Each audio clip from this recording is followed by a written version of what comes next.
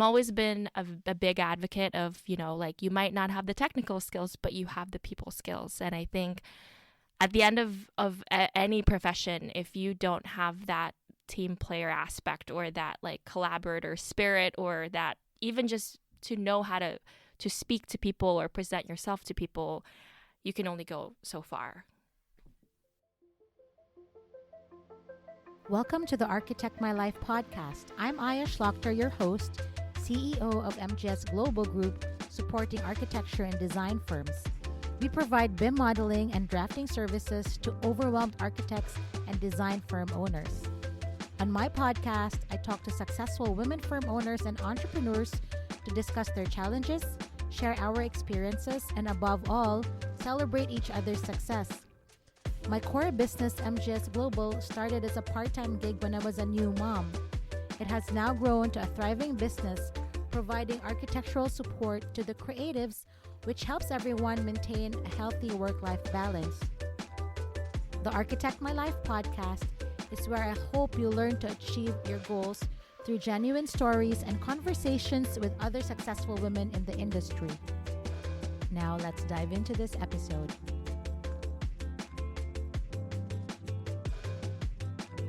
Hi everyone, our guest today is Jenika Gonzales. Jenika is a visual and graphic designer at Mitchell's Ice Cream and freelance designer at Jenika May LLC. Jenika is making waves as a designer here in Cleveland and has worked on several notable Cleveland brands such as the Market Garden Brewery's new can packaging, created and promoted Global Cleveland's 10-year anniversary rebrand as its first marketing director, Dimit Architects logo rebrand, and has collaborated with many small businesses in Cleveland and beyond. Active in the community, Jenika was a member of the inaugural Global Rising Leadership Program that Global Cleveland created in 2020 and contributes to the grassroots organization of OPAL, Ohio Progressive Asian Women Leadership. Jenika was featured in Cleveland Magazine's Most Interesting People of 2022 and Crane Cleveland's Notable Immigrant in 2022 as well. In her spare time, she enjoys exploring new culinary adventures along with cooking Filipino food favorites to share. I'm so thrilled to talk to her today. Welcome to the show, Jenika. Hi, Aya. Thanks for having me. I am so excited. I mean, Jenika is such a busy lady, so I'm glad I got to catch her. Anyway, this month is Filipino Heritage Month, so Jenika is Filipina, and I wanted to interview a fellow creative entrepreneur from Cleveland. And we're here in my basement studio, and I'm really happy for her to share her story. So, Jenika, can you tell me, about you and your origin and what brought you to Cleveland? So I am originally from Marikina, Philippines. My mom, she is an overseas Filipino worker. She started that journey back in the mid to late 90s. She's a single mother, so at the time she was a tourist here. She moved here by herself, actually in California, not in Cleveland. So our journey would have been really different if we had moved to California instead of Cleveland, but I'm glad we're here. She did everything, she had 3 to 4 jobs at the time, trying to provide for, I have 2 brothers and a sister, and I'm the youngest of 4. So at the time when she left, I was only 8 years old, and my grandparents were the one who took care of us while she was here in the States. And it took about 8 years for me to reunite with my mom. With, the immigration process, it's very complex and it took a very long time, and that actually was expedited because she got remarried here, and that's how my citizenship or my green card was approved. And I moved here in 2006. I was a very not so happy 14-year-old. I moved here with all of that teenage angst, but at the end of it, I was really, really excited to be with my mom and to see what America was really like, because all of the daydreams I had of what it would be like were from movies and shows and Friends and like watching all these rom-coms. So it was kind of a culture shock for sure when I moved here. That was back in 2006. Again, I was 14. And then it was just me and my mom for a good, I don't even know, 10 years until my family got reunited, all of us. So the rest of the family came one by one, or So actually, I'm probably I'm rounding out. I'm rounding off like the years that we were separated. I believe it's like 8 to almost 10 years, because when the visas got approved, it was in 2015 or 16. And around that time, the political climate was a little, it's kind of in the unknown in terms of like how the immigration process will continue, because at this time it had already been almost 2 decades. My mom had been, since she started filing for their paperwork. So we really just wanted to get the process going. But to be able to do that, we learned from our lawyers that we would need $6,000 to even start the process. And, my mom, at this point now being a single mom and a single, person, it was really hard for her to get together that amount of money. So I had to get creative. I'm probably talking too far ahead it's okay. on the process here, but I did a GoFundMe at first. It was really hard for my mom to, with her pride, and she really wanted to do it all on her own. But sometimes, I've learned too, being in Cleveland, people are very generous if you share your vulnerability. And I feel like at the time, a lot of people definitely resonated, and a lot of people responded to our story, and I was able to raise $2,000 to $3,000 alone just with a GoFundMe. And I think as we kept it going, we were able to raise the $6,000. But I also did a bunch of food pop-ups. Like in the beginning, it was a way to thank the people who have donated on the GoFundMe, and then people started craving for Filipino food at the time, because it wasn't really common to have a Filipino restaurant, let alone, now it's all over, it's all over in a lot of bigger cities, but in Cleveland specifically, there wasn't a lot of places, so people paid to eat, and that money we used to pay for the green cards. So for all three, or just for my siblings, their children? Oh wow! Because at this time, you gotta think about it. It's already been 10 years, so they've already established their lives in the Philippines. I'm the youngest of 4, so my oldest brother at the time, I think he was already 37 or 38. My sister was around 35 or 36, and they all have kids. My oldest brother at the time has 3 girls. My second brother has 2 boys and a baby girl, and then my sister has a girl too. So they all have children at the time. And so with how the process works, it's only the kids who are automatically part of the visa process. And then, once they get here, their partners would have to be a separate process. I just wanted to give our audience a little bit of feedback about the Filipino culture and, what it's like in the Philippines. It's really hard to make a living in the Philippines, and it's not uncommon for families to get separated because there's better pay in Dubai, Singapore, US. So there are a lot of families that get separated because, parents have to, or the mom has to make a living and provide for their families. So it's not uncommon. And, Jenika is the first person that I know that has encountered this. And I really, admire her for, being super successful and really paving her path. I have a 14-year-old daughter, and I can't imagine being separated from my daughter at age 8.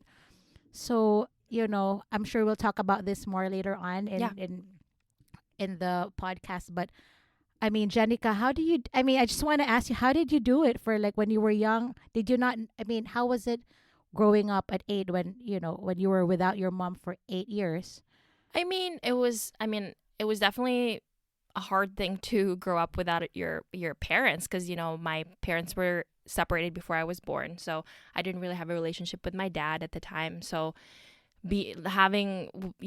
growing up with all those questions without your mom, it was really hard. But thankfully I had really great grandparents and uncles and aunts. They, in the Philippines, not just in the Philippines, but generally it takes a village to raise a kid or a family, right? I feel like we were lucky enough that my mom's family were tighter knit, and my my grandparents were my parents, essentially. I'm a Lola's girl, Lola's girl too. So that's also how I learned how to cook, is like being around them so much. And I didn't grow up with a nanny. And I mean, in the Philippines, it is common to have help. We had help growing up, thankfully. It's because of my mom, and she was here and she was providing that money to pay for help for other people to take care of me so she can take care of other people here.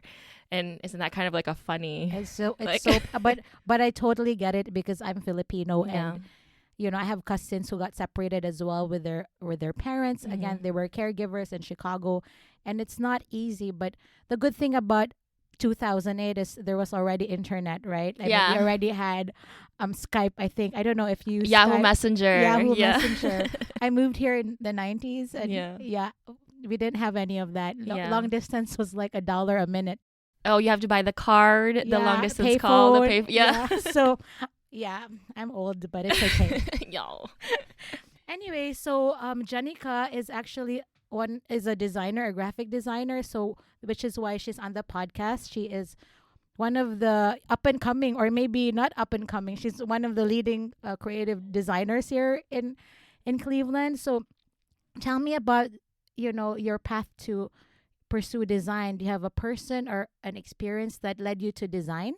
So it's actually, I'm a real advocate with saying that everything has a purpose in how your life kind of happens. And with design, it actually happened in when I took a photography class in Normandy High School. And I was when I moved here, my counselor was like, you have enough credits to graduate. But at the time I was 14 years old. And so the last 2 years of my high school, I took a lot of elective classes. I took a lot of photography, ceramics, and digital classes. And that's kind of, I didn't really know that I had an interest in any visual arts. I didn't know how to draw, or I just didn't have the technical skills. But I've always loved going to museums. I've always loved browsing through magazines and just going through vlogs, or I guess blogs at the time, not vlogs. And I just always reacted towards colors and type and typography. So when I did a photography class, the process of developing photographs was really interesting to me, because I really loved how all the layers of the colors would just start to appear. And I just like learned Photoshop then, because, manipulating. At 14. Well, 15. It's not really Photoshop. It's, bootleg Photoshop at the time, because I couldn't afford it. So I downloaded the CS2 illegally.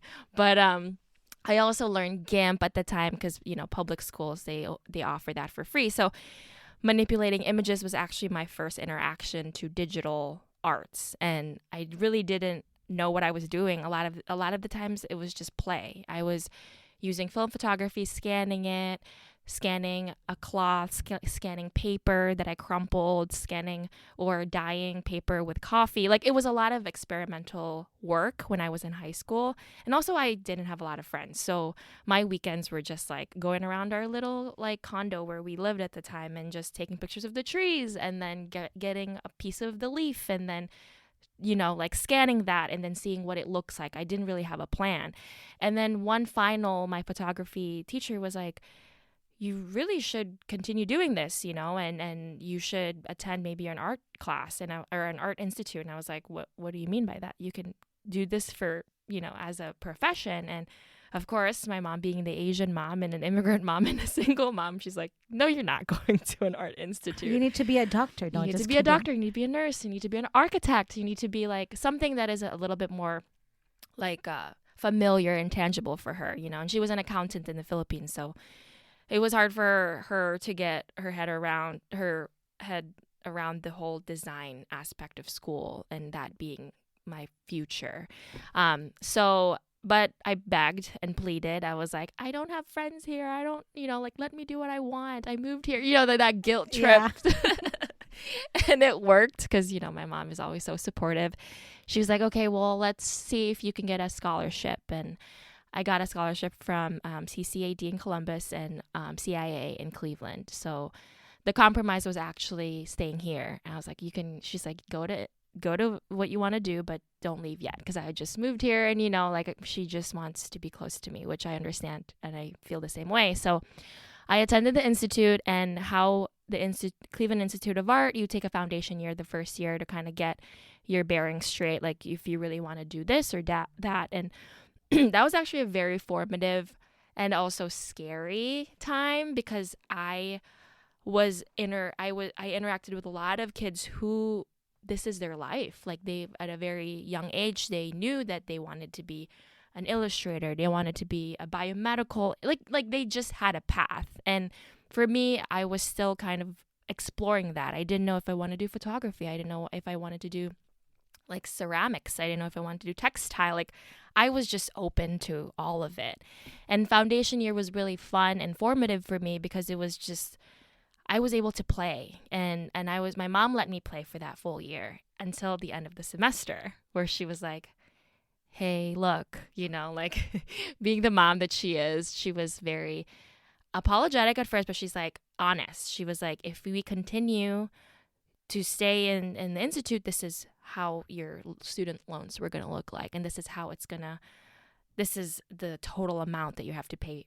And I, she is sending money to the Philippines. She's raising me. She's doing all these things. And, I at first I was sad, because I was like, I'm really having fun. And this is like the college that I've always really wanted. But at the same time, I had to be practical, and I had to be like, she's working 2-3 jobs. I barely see my mom, like she's sending money. And I was like, I probably, since I also didn't have a clear understanding on what I wanted to do, I was like, maybe this is the time where I just go to Cuyahoga Community College and like get my bearings straight, and then see if this is something I even really wanted to do, or am I just playing? Because at the time it was just play, even though there were hard classes, like drawing was not my strongest suit. So being in drawing class was really hard. And so I left. I probably spent a semester and a half at Cleveland Institute of Art, and I had to be like, okay, well, maybe this is not the time yet. And I left, and I went to Tri-C while working at Target.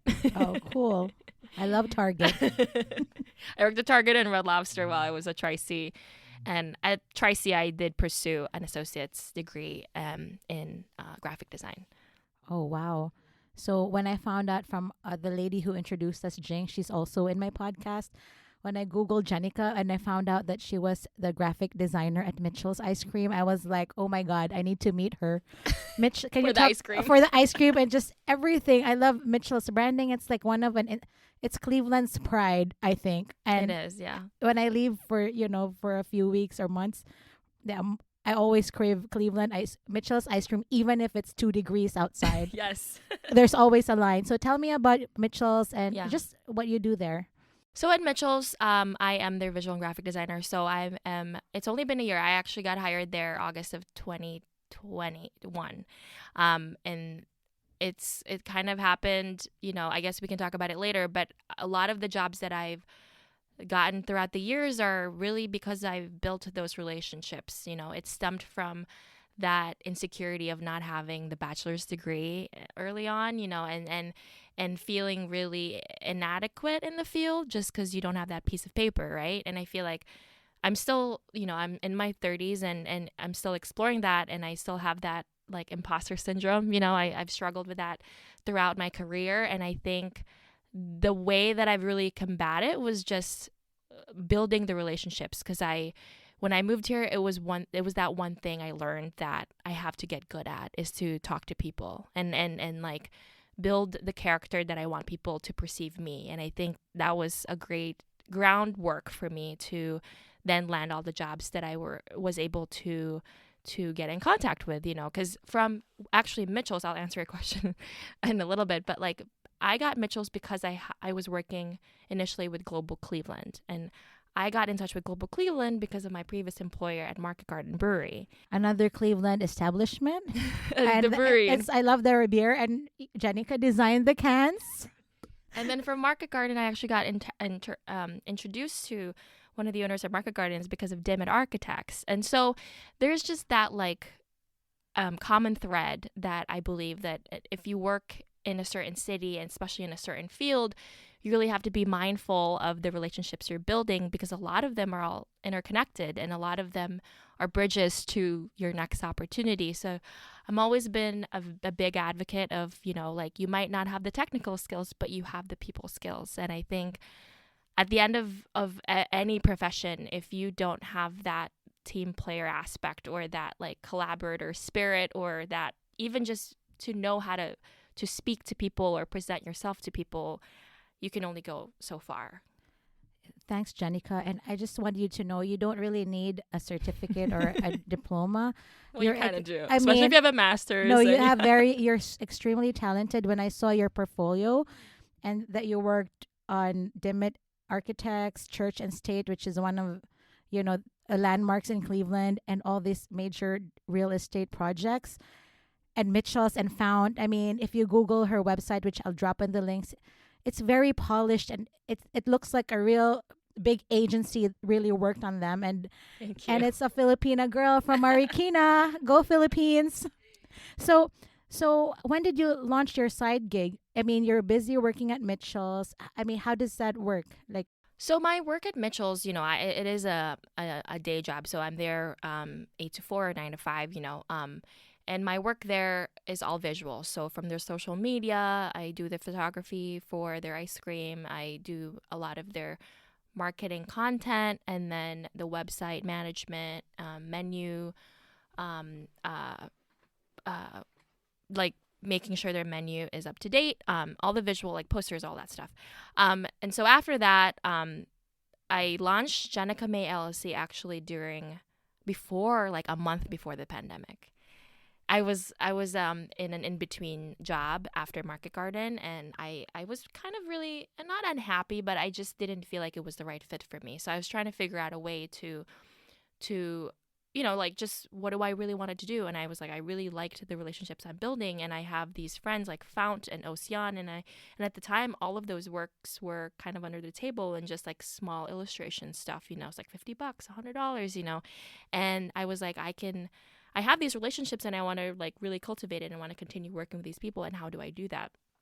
And I don't remember I think it was Heidi Rolf. She's a graphic designer locally too, and she actually is the person that runs Spotted Owl, Good Company. She's also a graphic designer and freelancer, and watching her growth, I was just also really inspired and emboldened. Like, she could do it. She's a woman like me, and she's a creative. And she, she was like, this is how I invoice, this is how I do things. And she kind of gave me the footprint. And I went to, what's the site you go to publish your LLC? There's that one. Yeah, the Ohio. I forgot. And I was looking it up, and I honestly blindly was just clicking away on links. And I did the LLC submission, and I paid for it and everything. And I was like, I guess that's official. And I, at the time, I didn't really know if I did it right until taxes came along, and I went to my tax guy, which, he helped me, and now it's for sure official. And I think a lot of it, I learned that it's like, if something is not feeding me the right feeling at the time, I tend to just like find other avenues right away. I'm not the type of person to be like, if it feels bad, I'll stay in it until another safe thing comes along. Like, I'm kind of the type of person that like, there's got to be a better way, like, I feel like that's also the designer in me, and like the immigrant in me, that my mom was like, I work so hard to, get you here. You got to like seek for that opportunity, or like better and bigger or whatever. So I think having that mindset, and, seeing my mom struggled for so long, I've always wanted to make it all worth it for her. So every time I'm in a place where I'm like, there's got to be a better way, there's always a better way. And I think that's every time that I am met with that difficult decision, I just try to find an alternative, I guess. Wow, that's so inspiring, Jenika. I was going to ask you, what is your secret sauce in landing your amazing clients? But relationship building, yeah, it is. And Cleveland is so small.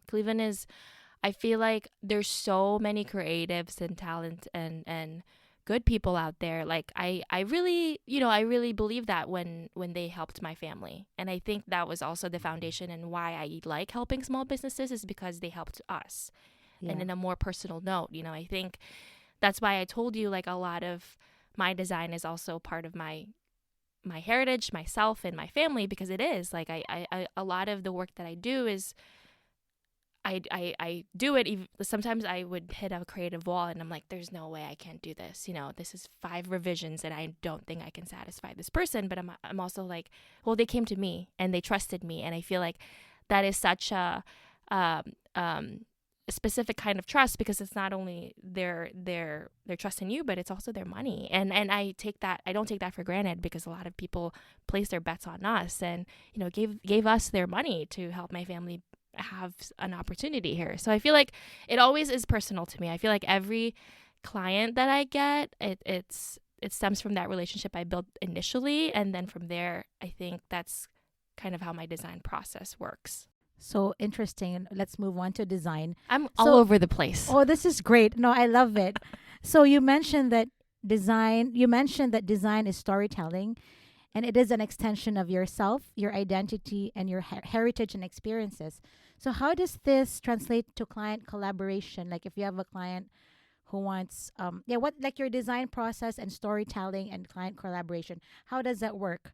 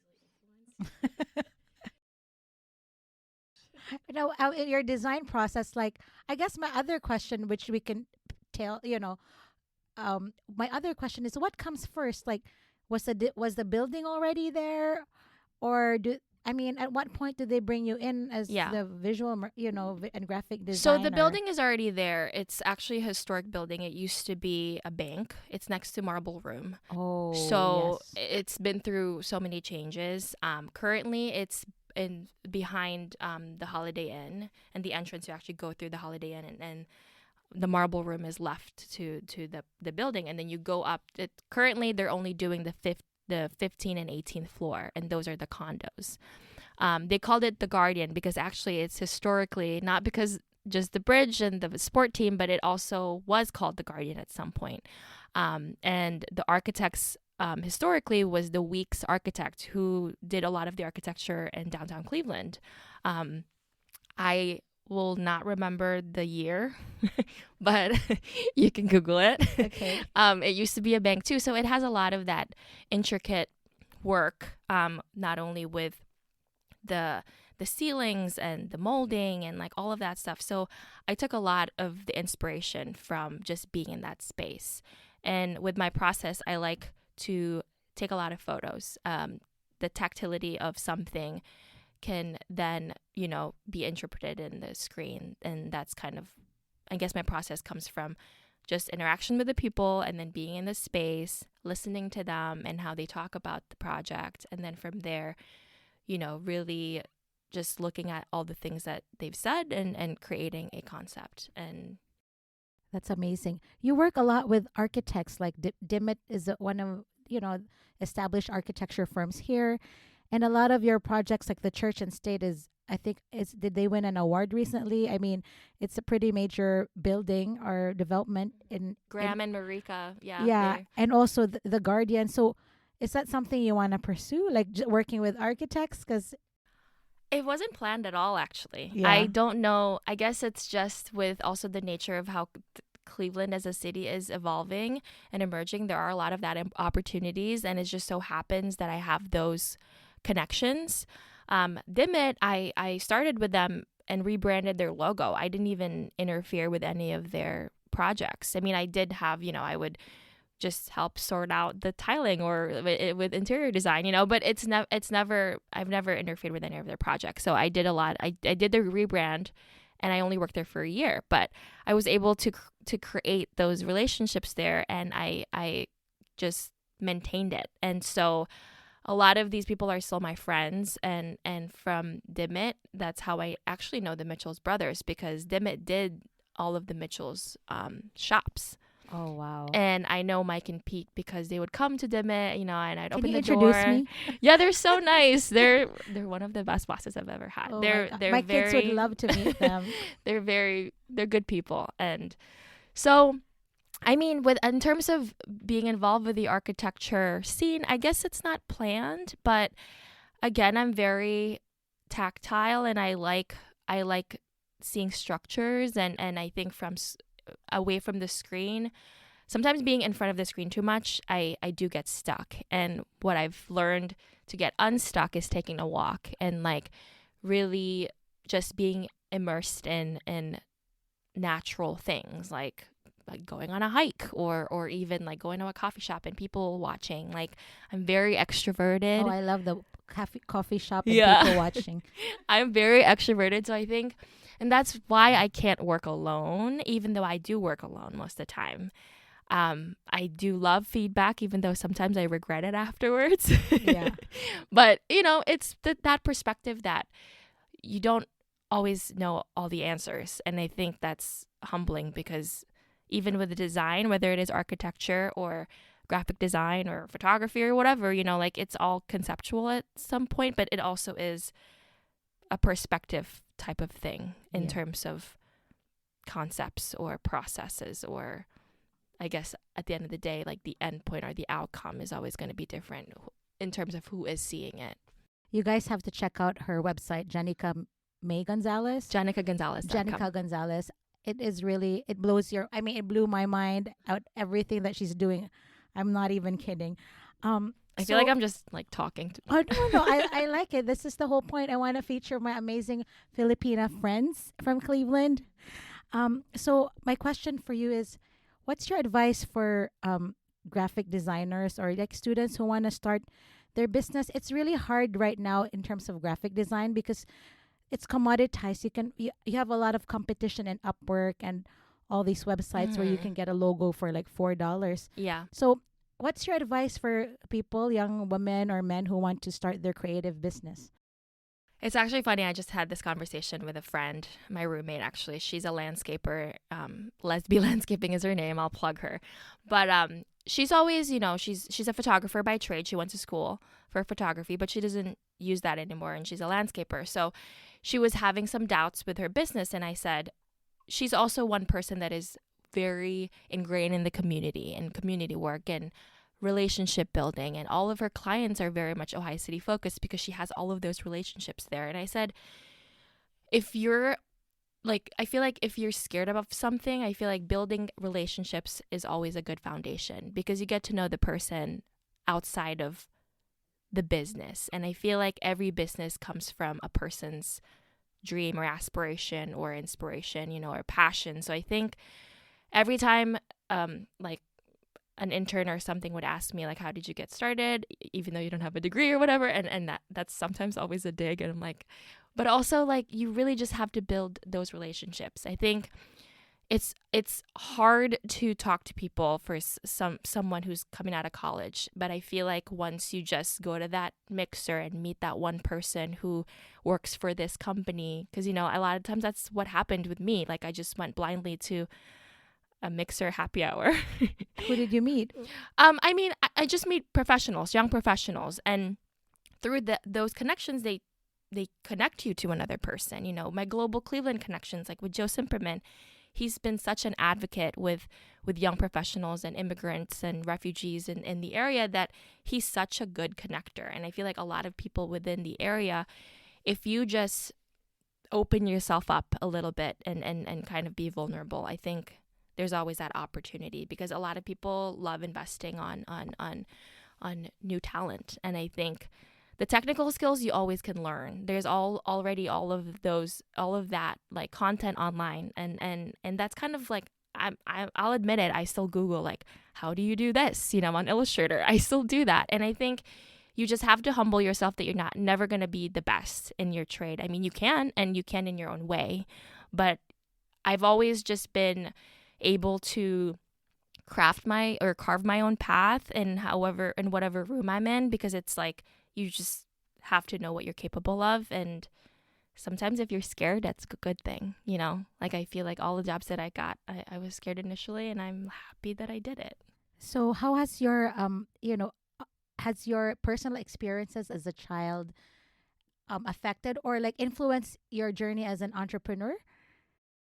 I mean, yes, being away from my mom, I was always just like, if I could like just make money, I can help my mom. If I could do this, I could send this to my grandma. It always stems from the experience that I didn't have and did have with my family. Like I feel like that's also kind of why I'm all over the place, I think, because I always just want to do everything. And I like from food to design to photography to food photography, like it all comes from one place, and it all comes from my family. It all comes from my upbringing. It all comes from whether it was the good experiences or the bad experiences. It just all comes from a place of that emotion. And I think that's why I say that all my work is very personal, because it is very personal. So Jenika also has a Instagram that is Jenika Eats Meat. Jenika Eats Meat, oh yeah. My God, you should check it out. You would think she has a restaurant. No. When you talk about your food blog.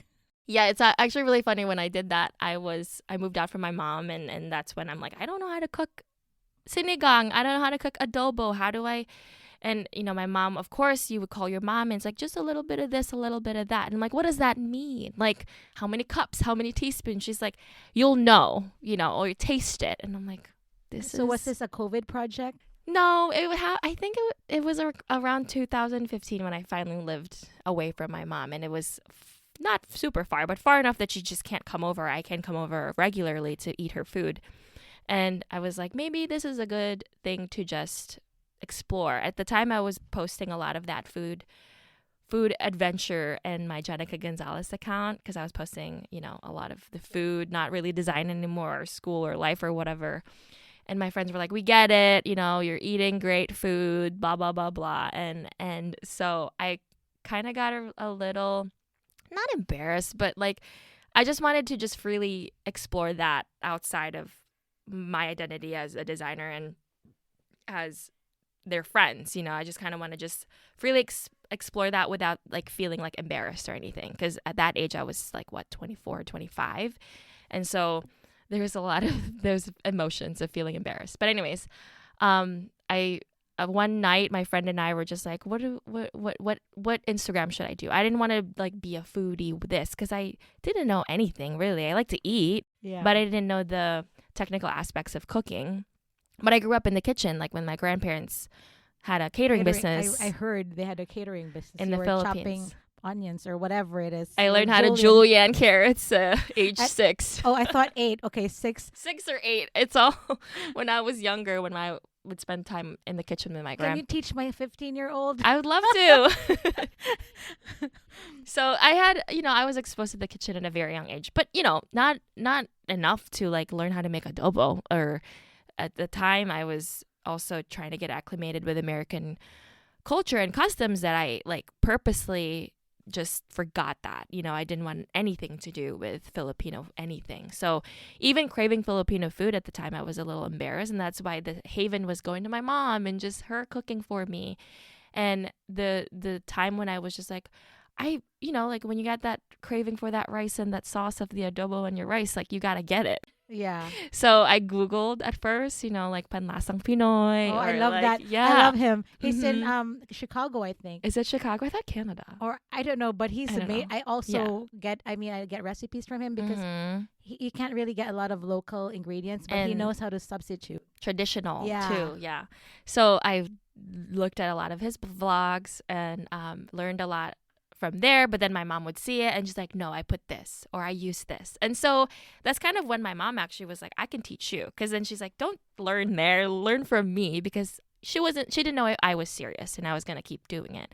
And when she saw my Instagram, she was like, oh, I'm so proud of you. Like Really, I saw your Instagram because Jeng always speaks highly of Jenika, that I need to meet this Filipina, this other creative Filipina. When I saw your Instagram, I'm like, wait, is she a graphic designer or a food photographer, or does she have a restaurant? And I always have to double take. I'm like, did she cook this or did she take it from a restaurant? So I'm always confused. And I know you mentioned you wanted to be, you're a wannabe Iron Chef. Oh my gosh, now that everybody's saying that, I'm kind of scared that I'm gonna be in that Iron Chef kitchen and like not know what to do.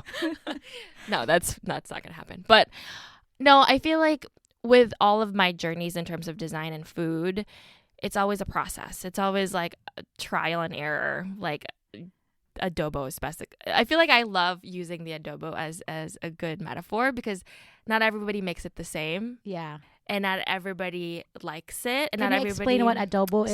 Sorry. I feel like we're just talking and I'm forgetting I know, there's a we're mic. both Filipina, but yeah, let people know what adobo is actually the national dish, national Filipino dish. So adobo is usually consists of most of the time it's chicken, but also pork, and it's braised in soy sauce, a lot of garlic, bay leaf, peppercorns, and vinegar. Some people like to put coconut milk. Some people like to put sugar. There's all these different variations in different parts of the Philippines. And I like the classic, just soy sauce, vinegar, peppercorns, and bay leaf I like it saucy. You like the wet adobo or the dry? See, I like there's the like saucy. a book on just adobo. Yeah. It's crazy. It's crazy. I love adobo. So let's have some Filipino fun. I have like 5 or 6 questions for Jenika. What's your favorite Filipino dish? I feel like I have to say adobo, but I actually really love sinigang. Oh. The sour soup, the tamarind broth. The pork sinigang or the shrimp sinigang? Oh, you can't do that to me. You gotta choose one. I gotta do pork. Okay, Jenika eats meat after all, so right, I gotta do pork. Okay, your favorite Filipino dessert? Ooh, dessert. I'm not a big sweets person, but I do love bibingka. Oh my God. Yeah, that's what my mom. Yeah, I tried it. We took some. Like Yeah. it wasn't supposed to be served, No. I took some. We had an event with Jing. Yeah. And Jenika brought some bibingka. It was a catered party, but I took some bibingka for my daughter. Yeah, it's all. It was so good. Yeah, Okay. bibingka. What's your Filipino dish that you cook right now that's your specialty? I think adobo. I've played around with it so much that I think Okay, adobo. So, who's your favorite Filipino artist? like Actress or actress.